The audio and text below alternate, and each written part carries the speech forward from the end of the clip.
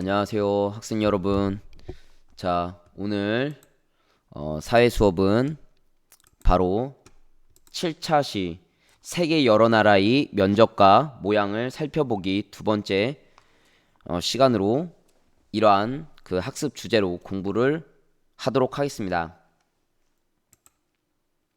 자, 수업 목차를 한번 살펴보도록 하겠습니다. 첫 번째 활동은 사우디아라비아 대 아이슬란드, 그다음에 두 번째 아르헨티나 대 탄자니아, 세 번째 나라의 면적과 모양 조사하기. 이러한 학습 흐름으로 공부를 하겠습니다.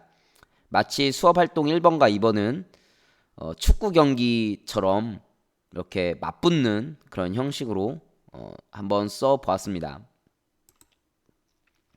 자, 교과서는 27쪽이 되겠습니다. 교과서 27쪽에는 세계 여러 나라의 영토 모양은 매우 다양하다. 각 나라의 영토 모양을 살펴보자. 아라비아 반도에 있는 사우디아라비아는 국경선이 단조로운 편이며 대서양 북쪽에 있는 아이슬란드는 해안선이 복잡하다 라고 서술되어 있습니다. 그러면 사우디아라비아와 아이슬란드의 경계선을 자세히 살펴볼까요? 사우디아라비아는 바로 중동 국가로서 중동아시아, 즉 아시아 대륙에 속해 있습니다. 중동 국가에서도 상당히 면적이 큰 나라에 속한다고 할 수 있겠죠. 이란과 사우디아라비아가 굉장히 면적을 많이 차지하고 있습니다. 사우디아라비아는 국경선이 단조롭습니다. 예, 굉장히 네모 반듯한 그러한 국경선을 가지고 있습니다. 대서양에 위치하고 있는 아이슬란드를 한번 살펴볼까요? 아이슬란드는 섬나라입니다. 그렇다 보니까 해안선이 매우 복잡하게 되어 있죠. 자, 그러면 사우디아라비아처럼 국경선이 단조로운 나라를 한번 찾아보도록 하겠습니다. 바로 캐나다입니다. 물론 캐나다는 국경선은 단조로운 편인데 해안선은 매우 복잡한 그러한 경계선을 가지고 있다고 하겠습니다. 즉 국경선, 국가에 있는 그러한 국경선은 단조로운 편이지만 그 캐나다의 해안선은 굉장히 복잡하다고 할 수 있겠죠. 예, 섬이 많이 있습니다. 자, 미국은 국경선과 해안선 모두 단조로운 편이라고 할 수 있겠습니다.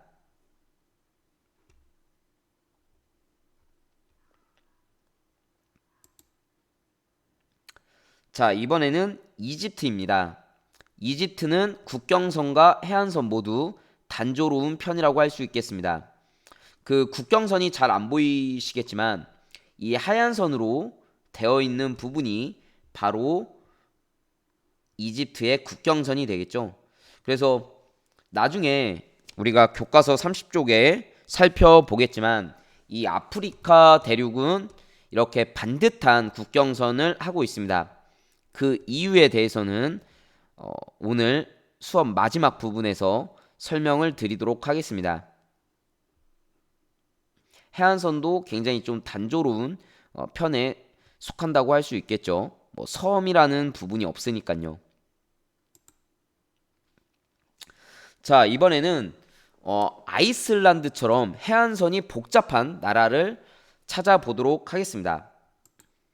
바로 첫 번째 국가는 대한민국입니다. 대한민국은 해안선이 복잡한 편이라고 할 수 있습니다. 왜냐하면 이 서해 쪽에 굉장히 많은 섬을 가지고 있습니다. 물론 남해안에도 섬을 가지고 있죠. 독도는 동해안에 있습니다만 독도 쪽 그 섬은 서해나 남해에 비해서는 뭐 섬이 많지는 않죠. 울릉도랑 독도가 대표적이고 대다수의 섬은 서해안 쪽에 많이 분포되어 있습니다. 그렇기 때문에 우리나라의 해안선은 복잡한 편이라고 할 수 있겠습니다. 그리고 바로 옆 이웃나라 일본도 굉장히 해안선이 복잡한 편입니다. 대표적인 섬나라로 꼽히고 있는 나라가 바로 일본이죠. 그래서 조금 있다가 보게 될 아르헨티나처럼 남북으로도 길게 뻗은 모양을 하고 있습니다. 상식적으로 일본 열도는 4개의 큰 섬으로 이루어져 있는데 그 중에서 이젠 혼슈, 그 다음에 홋카이도, 그 다음에 규슈, 그 다음에 시코쿠 이렇게 4개의 큰 섬으로 이루어져 있다고 합니다. 상식으로 알아두시기 바랍니다. 자, 그리고 또 일본처럼 대표적인 섬나라가 바로 인도네시아입니다. 인도네시아는 매우 복잡한 해안선을 가지고 있습니다. 그 이유가 이 인도네시아는 크고 작은 섬이 무려 17,500개에 해당한다고 합니다. 그러니까 섬이 많은 나라니까 당연히 해안선이 복잡할 수밖에 없습니다. 자, 이번에는 교과서 28쪽으로 넘어가도록 하겠습니다. 아르헨티나의 영토는 남북으로 길게 뻗은 모양이고 탄자니아의 영토는 둥근 모양이다 라고 서술되어 있습니다. 그러면 아르헨티나와 탄자니아의 영토 모양을 자세히 살펴보도록 하겠습니다. 첫 번째로 아르헨티나가 되겠습니다. 아르헨티나는 남북으로 굉장히 길게 뻗은 모양을 하고 있죠. 바로 이웃나라 칠레도 마찬가지입니다. 자, 그러면 아르헨티나처럼 영토의 모양이 남북으로 길게 뻗어 있거나 혹은 동서로 길게 뻗어 있는 나라를 찾아보도록 하겠습니다. 좀 전에 이야기했듯이 바로 아르헨티나의 옆 이웃나라 칠레가 되겠습니다. 칠레는 남북으로 영토가 길게 뻗어 있는 모양을 하고 있는데 무려 이 남북의 길이가 세계에서 가장 긴 나라면서 무려 남한의 길이보다 10배가량 길다고 합니다. 그러니까 동서로는 길지 않은데 이 남북으로는 굉장히 길게 뻗어 있는 나라가 되겠습니다. 세계에서 가장 긴 남북 길이를 가지고 있다고 합니다. 자, 그 다음에는 바로 노르웨이 나라가 되겠습니다. 노르웨이도 남북으로 영토가 길게 뻗어 있고 해안선도 굉장히 복잡합니다. 예, 이 북쪽으로 굉장히 그 해안선이 굉장히 복잡하게 있다는 것을 알 수 있습니다. 자, 그 다음에 러시아 같은 경우에는 세계에서 가장 큰 면적을 가지고 있는 나라이기 때문에 면적이 1위죠. 동서로 영토가 길게 뻗어 있는 모양을 하고 있습니다. 남북이 아니라 동서로 굉장히 길게 뻗어 있다는 것을 볼 수 있는 국가가 바로 러시아가 되겠습니다. 자, 이번에는 탄자니아의 모양을 한번 살펴보도록 하겠습니다. 탄자니아는 아프리카 대륙에 속해 있죠. 그래서 이 탄자니아의 영토는 둥근 모양을 하고 있습니다. 따라서 탄자니아처럼 영토의 모양이 둥근 모양을 가지고 있는 그런 나라를 한번 찾아보도록 하겠습니다. 자, 체코라는 나라입니다. 체코는 탄자니아처럼 영토가 둥근 모양을 하고 있습니다. 이 체코라는 나라는 유럽 대륙에 속해 있고 바로 여러 국가들로 둘러싸여 있는 내륙 국가가 되겠습니다. 그래서 서쪽에는 독일, 그 다음에 동쪽에는 바로 폴란드, 그 다음에 슬로바키아가 있고요. 그 다음에 남쪽에는 오스트리아 국가가 있습니다. 자, 그 다음에 두 번째 국가 레소토. 선생님도 이 레소토라는 국가가 굉장히 생소한데요. 이번 차시를 준비하면서 수업 준비를 하면서 알게 된 국가입니다. 영토가 둥근 모양을 하고 있으며 전면이 남아프리카 공화국 영토에 둘러싸여 있는 내륙 국가이다. 수도는 마세루라고 합니다. 그래서 이 레소토라는 국가도 이 전면이 남아프리카 공화국으로 둘러싸여 있습니다. 남아프리카 공화국에 둘러싸여 있으니까 이 대륙은 바로 아프리카 대륙이 되겠죠.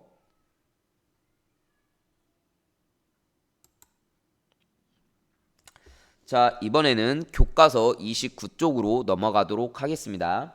교과서 29쪽에는 이제 나라의 면적과 모양을 조사하기라고 나와 있습니다. 세계에는 영토의 모양이 사물이나 동물의 모양과 비슷한 나라가 있습니다. 지도를 보며 물음에 답해 봅시다. 첫 번째, 제시된 지도를 보고 영토의 모양이 어떤 모양과 비슷한지 생각해 봅시다. 자, 이 나라는 이탈리아가 되겠습니다. 굉장히 유명한 모양을 하고 있죠. 유럽 남부에 속해 있고 면적은 30만 2072제곱미터라고 합니다. 이 이탈리아가 유명한 이유는 바로 이 모양 때문에 그렇죠. 여성의 어떤 장화처럼 보입니다. 그렇죠?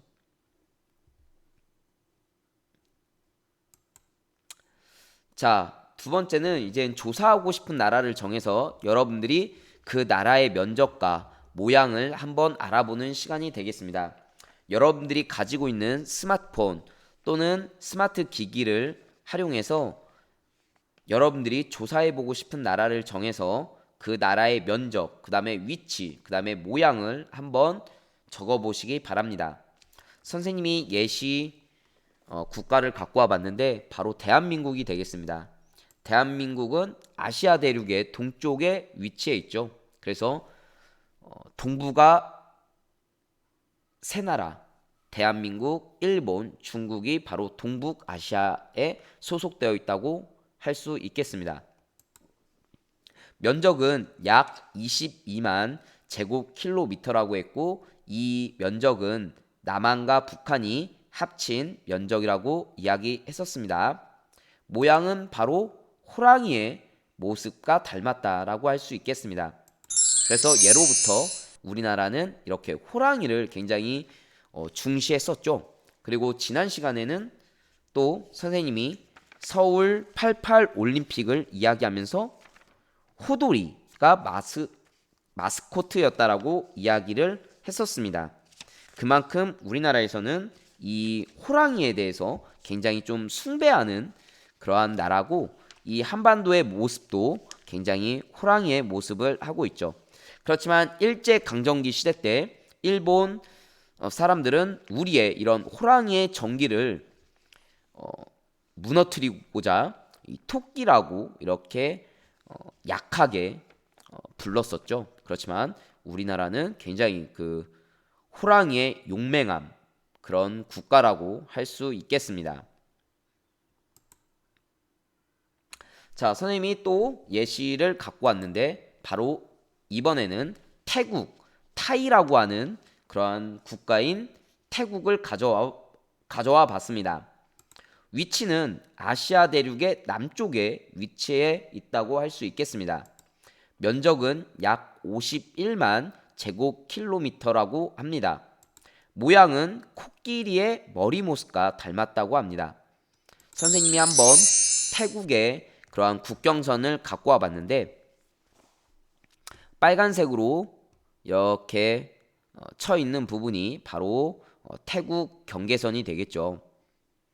예, 코끼리 머리의 모양처럼 이 코에 길이가 나타나 있고 이쪽에 코가 정말 코끼리의 코처럼 이렇게 콧구멍이 있는 것처럼 보이네요. 그 다음에 머리처럼 상아가 있는 듯하고 귀가 있는 듯합니다. 코끼리의 머리 모양과 비슷하게 생겼습니다.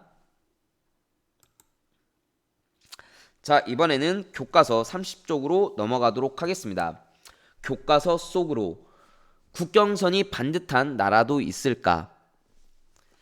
나라 사이의 국경선은 대부분 산지나 강강 같은 지형적인 특성을 바탕으로 정해지기 때문에 들쭉날쭉한 곡선인 경우가 많다. 그러나 어떤 나라는 국경선이 직선이다. 그 대표적인 나라가 바로 북아메리카의 캐나다와 미국이다. 미국과 캐나다의 국경선은 약 8,893km인데 굉장히 기네요. 동부 지역을 제외하고는 북이 49도에 맞춰진 직선이다. 양국 국경의 틀이 잡힌 것은 1846년부터이다. 광활한 서부 지역 전체를 일컫던 당시의 오리건 지역은 1818년 이래 미국과 영국의 공동 영토로 인정되었으나 미국의 서부 개척민이 급증하면서 영유권 시비가 불거졌다. 영국이 제시한 타협 아닌 북위 49도 국경선을 미국도 그대로 받아들였다. 이는 이후에 독립한 캐나다와 미국의 국경선이 되었다. 여기서 이야기하고 있는 영유권은 바로 토지를 차지해 가질 권리를 이야기하고 있습니다.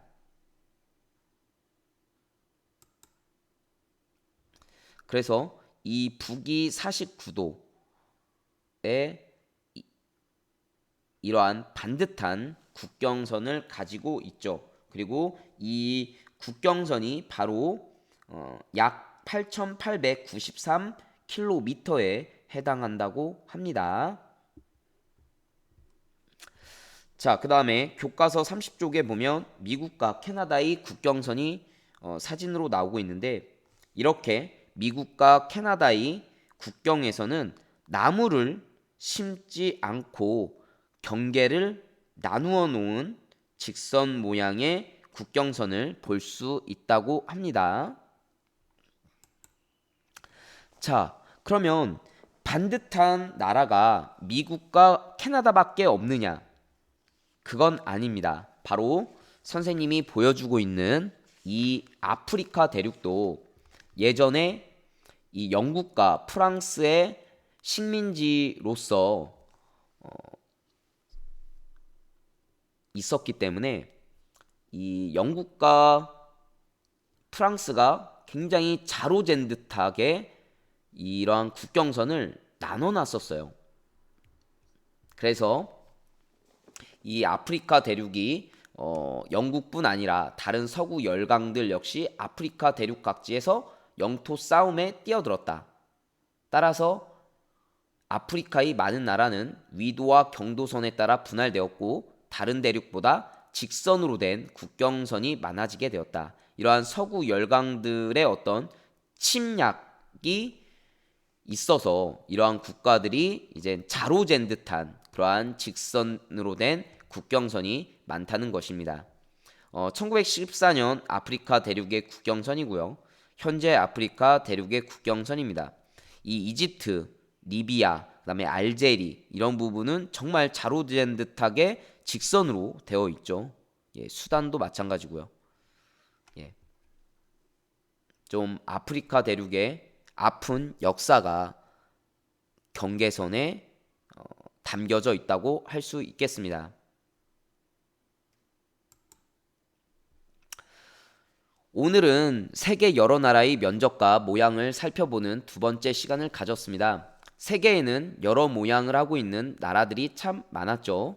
다음 시간에는 세계 지도, 지구본, 디지털 영상 지도를 활용하여 세계 여러 나라를 소개하는 조사를 해보는 시간을 갖도록 하겠습니다. 다음 주에 발표할 예정이니 미리 조사를 할 수 있도록 스마트폰 또는 스마트 기기를 준비해 주시기 바랍니다. 자, 그러면 오늘도 시청해 주셔서 감사합니다. 항상 즐겁고 행복한 하루를 보내시기 바라겠습니다. 그럼 다음 시간에 만나요. 안녕.